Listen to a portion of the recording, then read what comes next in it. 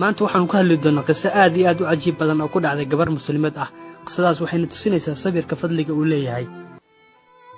waxay tiri waxaan ahaa gabar dhowrsoon qurux badan heerka ugu sarreysa ka joogta akhlaaqda iyo diinta. waxa ay soo maray sanado badan qof soo doonta oo mehersada maanan arkin. waxaan arkay gabdho iga yaryar oo la guursaday oo caruurna leh. waxaan gaaray 34 sano. maalin ayaa waxa ay soo doontay wiil reer wanaagsan ka dhashay. wuxuu iga weynaa 2 sano, wuxuuna ahaa wiil aad u akhlaaq wanaagsan, aad ayaana ugu farxay. waxaana bilownay inaan fariisano meherkeenna si uu u dhaco, wuxuuna iga dalbaday warqadda dhalashada iyo sugnaanta si uu u dhammaystirmo meherkeenna, waana siiyey. 2 maalin kadib waxaa warqaddii heshay hooyadiis, way soo wacday waxayna iga dalbatay inaan si dhaqso ah u kulanno, waana u tegey. waxayna soo saartay warqaddii iyo sawirkaygii, waxayna i weydiisay taariikhda dhalashada ma sax ba, waxaana ku dhahay haa. waxay tiri cimrigaagu wuxuu ku dhow yahay 40kii. waxaan ku iri aniga 34 ayaan jiraa.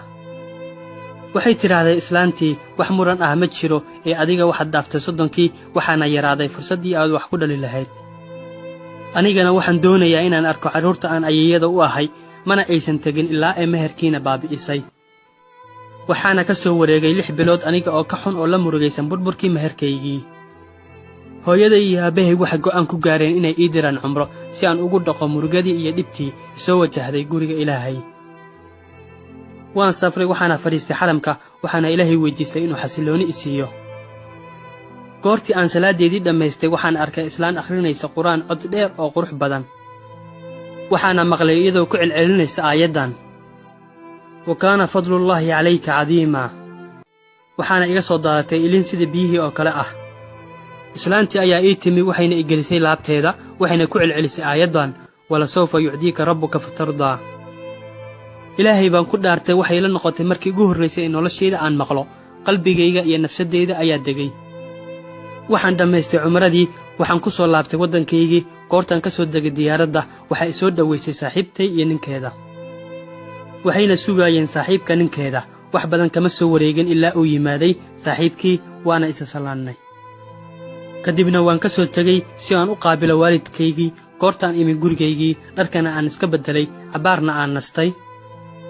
waxaan arkay saaxiibtay oo i soo wacaysa oo i leh ninkayga saaxiibkiis aad buu kaaga helay, wuxuuna doonayaa inuu ku guursado. qalbigayga ayaa aad u qaboobay maqlidda warkaas. wax badan kama soo wareegin ilaa inta uu i soo doontay. bil iyo bar ayaana ka soo wareegtay inta aan isguursannay. waxaan ka helay farxad, waxaana ii bilowmay nolol qurux badan. waxaana ka helay wax kasta oo nafteyda rabtay: jacayl iyo naxariis iyo ixtiraam iyo baarinimo ehelkayga iyo ehelkiisaba. dhowr bilood kadib waxaa igu soo baxay calaamadihii uurka, waxaana dareemay walwal. anigu markaas waxaan ku dhowahay 36 sano, waxaana ka codsaday ninkayga inaan isbaaro dhammaan jirkayga haddii aan wax dhali karo.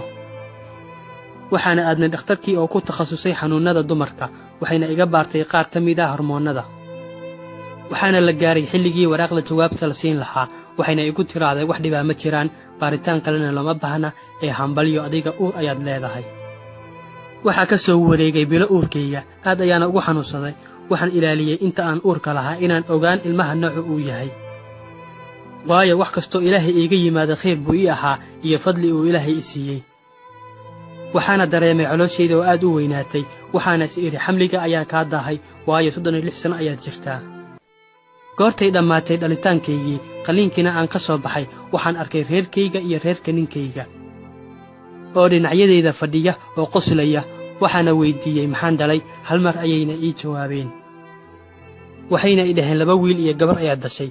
nafteyda ayaan hoos ula hadlay, waxaana bilaabay inaan farxad darteed la ooyo. waxaan soo xasuustay islaantii xaramka joogtay iyo aayadihii codka macaan ay ku akhrinaysay: walasawfa yucdiika rabbuka fatardaa.